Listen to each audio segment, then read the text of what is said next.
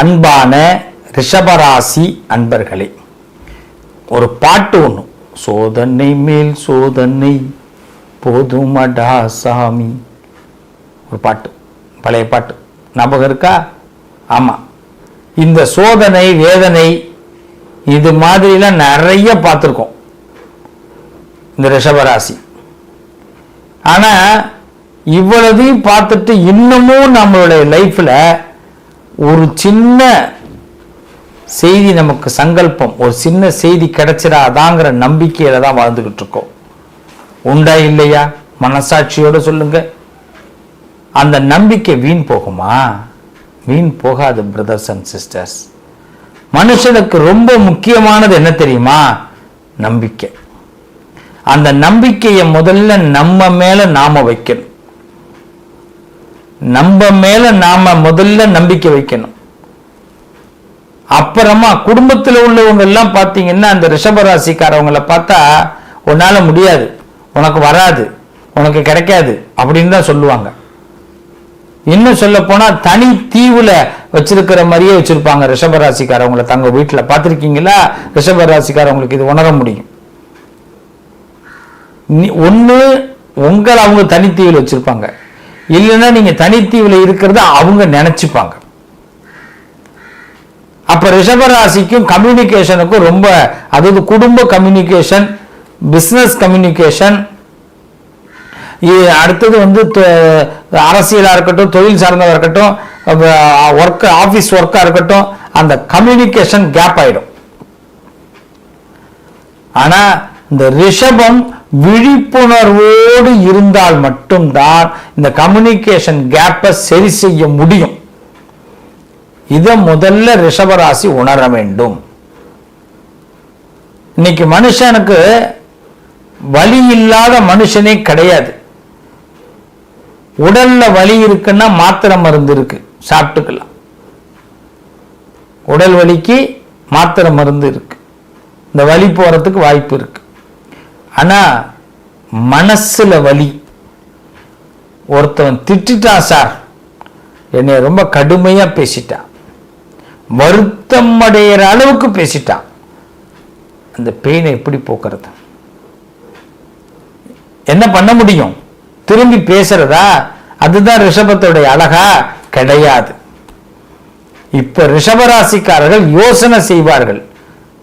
Pain, ஒரு மனுஷனுக்கு pain வந்துருச்சு, உடல் பெயினுக்கு மருந்து சாப்பிட்டோம், இது மனப்பெயின் பிரச்சனை, திட்டான், மனசை காயப்படுத்திட்டாங்க, குடும்பம் காயப்படுத்திட்டு, உறவு காயப்படுத்திட்டு, வேலை பார்க்குறவங்க காயப்படுத்திட்டாங்க, பிசினஸ்ல உள்ளவங்க காயப்படுத்திட்டாங்க, அரசியல் தலைமையில காயப்படுத்திட்டாங்க.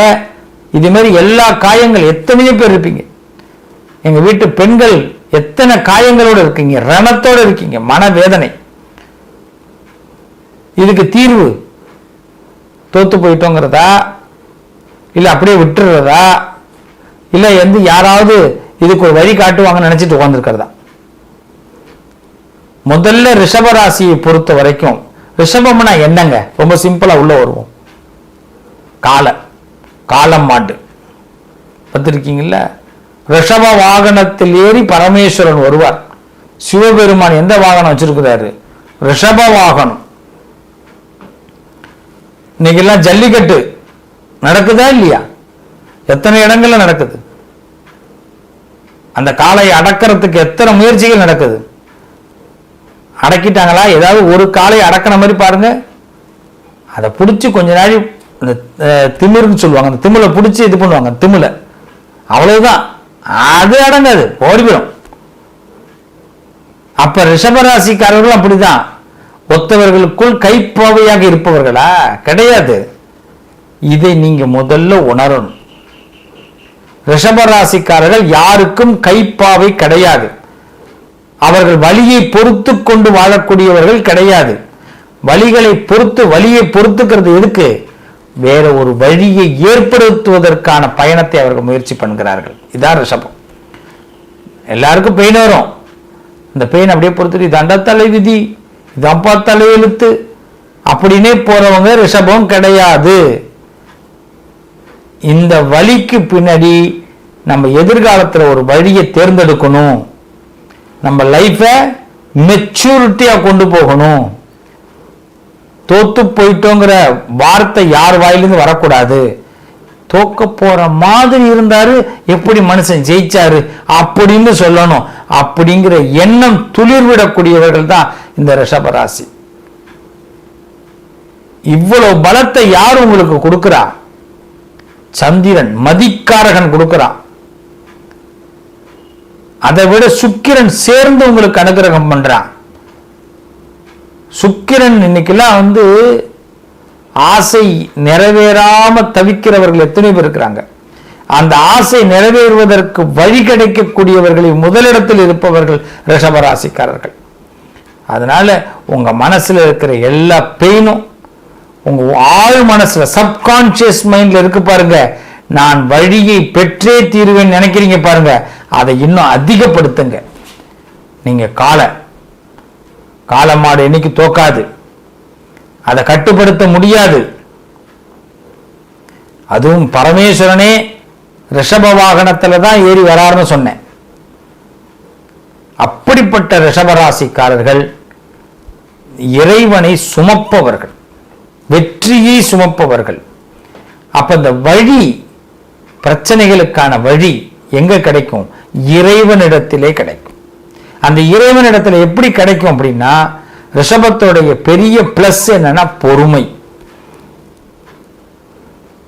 சாமி என்னாலும் ஆடுங்க, என் ஆட்டம் வர வரைக்கும் நான் வெயிட் பண்றேன் அப்படின்னு ரிஷபராசிக்காரர்கள் இருந்தீங்கன்னா 100% உங்க லைஃப்ல சிறப்பான வழி கிடைக்கும். அது உங்களை மிகப்பெரிய அளவுக்கு உயர்த்தும். இதுதான் உண்மை. இதுக்கு நாம செய்ய வேண்டியது 2 விஷயங்கள். இந்த ரிஷபராசிக்காரர்கள் உங்க வாழ்க்கையில் ஏற்படக்கூடிய பிரச்சனைகளிலிருந்து தீர்வு ஏற்படுவதற்கு அவசியமாக செய்ய வேண்டிய வழிபாட்டு முறைகள்ல ரொம்ப முக்கியமானது சிவ வழிபாடு. இது முதல். நான் ஏற்கனவே பல பதிவுகளை கொடுத்திருக்கிறேன். சிவனை எக்காரணம் கொண்டு விடாம பிடிக்கணும். 1. 2வது, எங்க தோத்தமோ, யார் நம்மளை அவமானப்படுத்தினாங்களோ, யாருக்கிட்ட நம்ம அசிங்கப்பட்டமோ, யார் நம்மள முடியாதுன்னு சொன்னாங்களோ அவங்க இடத்துல இருந்து நம்ம ஆட்சி ஆரம்பிக்கணும். நம்ம ஓடி ஒளிந்து கொள்பவர்கள் கிடையாது. இது நல்ல ஞாபகம் வச்சுக்கோங்க. சொல்லுவாங்க மூட்டை பூச்சிக்கு பயந்துக்கிட்டு ஊட்ட கொளுத்தினான்டா கதைன்னு. அது ரிஷபத்துக்கிட்ட வரவே கூடாது.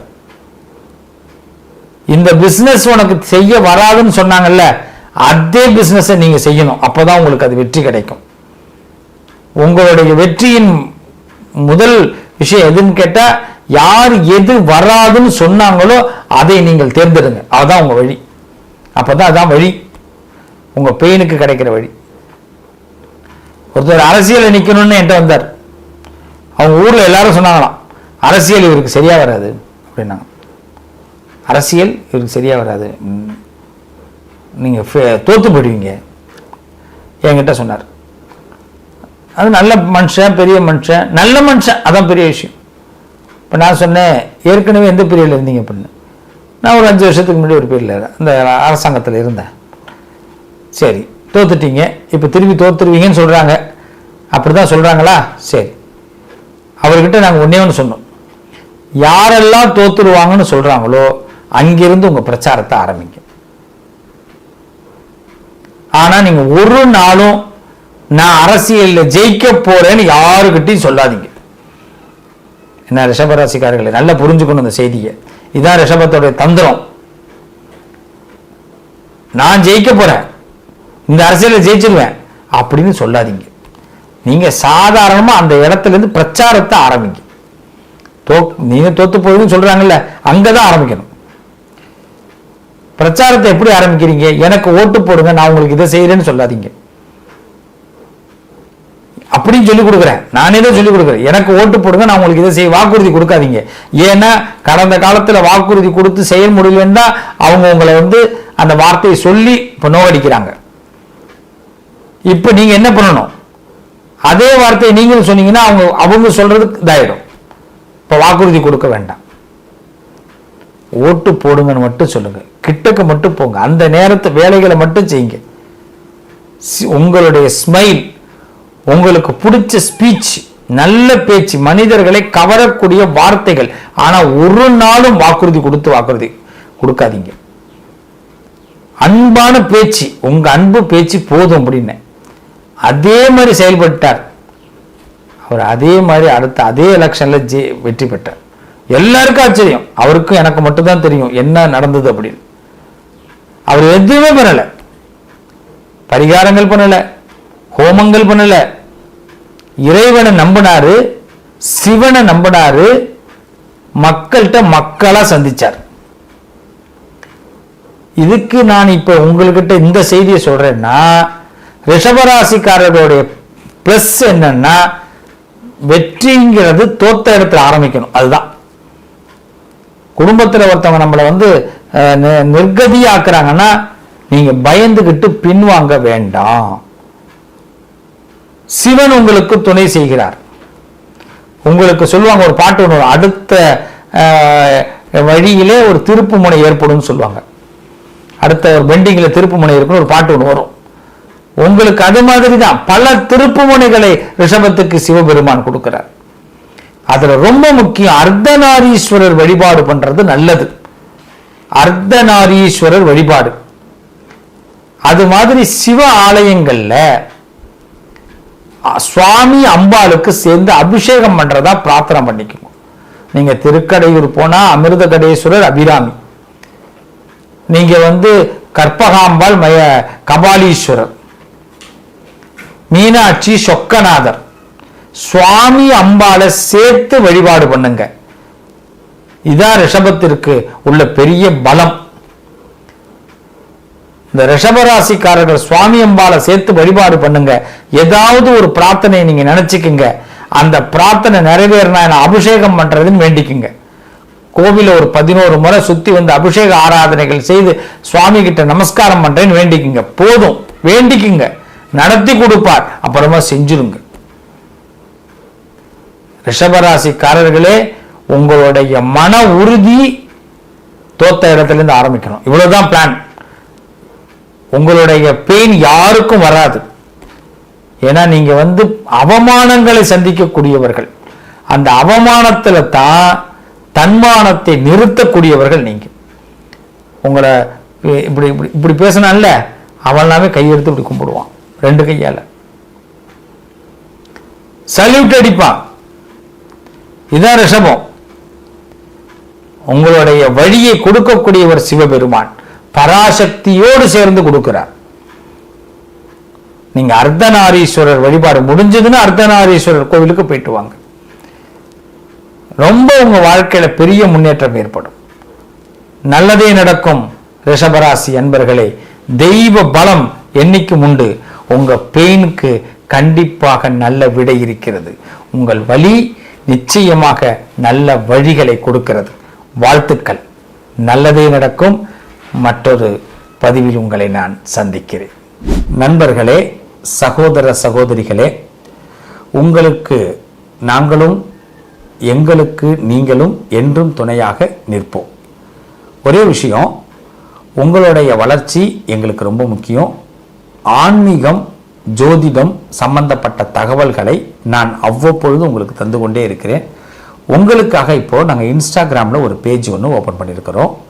அதை நீங்கள் ஃபாலோ பண்ணுங்கள். அதே மாதிரி வாட்ஸ்அப் சேனல் ஒன்று ஆரம்பிச்சிருக்கிறோம். இந்த 2 லிங்கையும் உங்களுக்கு நான் கொடுக்குறேன். டிஸ்கிரிப்ஷனில் நீங்கள் பார்க்கலாம். அதை நீங்கள் ஃபாலோ பண்ணுங்கள். நாங்கள் தினசரி உங்களுக்கு அப்டேட் பண்ணிக்கிட்டே இருக்கிறோம். உங்களுடைய லைஃபுக்கு என்ன தேவை, இன்றைக்கி நாளைக்கு அமாவாசையில் என்ன பண்ணணும், பிரதோஷம் என்ன பண்ணணும், உங்களுக்கு எப்படி நாளை நாள் எப்படி கொண்டு போகணும், எந்த கோவிலுக்கு போனால் என்ன லாபம், நம்மளுடைய கடன் தீர என்ன செய்யணும், உங்களுடைய எல்லா சந்தேகங்களுக்கும் நிறைய பதில்களை, எங்களுக்கு தெரிந்த பதில்களை உங்களுக்கு சொல்ல நாங்கள் காத்திருக்கிறோம். அதனால் இன்ஸ்டா பேஜ் நீங்கள் ப்ளஸ் வாட்ஸ்அப் சேனலை ஃபாலோ பண்ணுங்கள். கண்டிப்பாக உங்கள் வாழ்க்கையில் நாங்கள் நிழலாக இருப்போம். நிச்சயமாக நல்லது நடக்கும். வாழ்த்துக்கள்.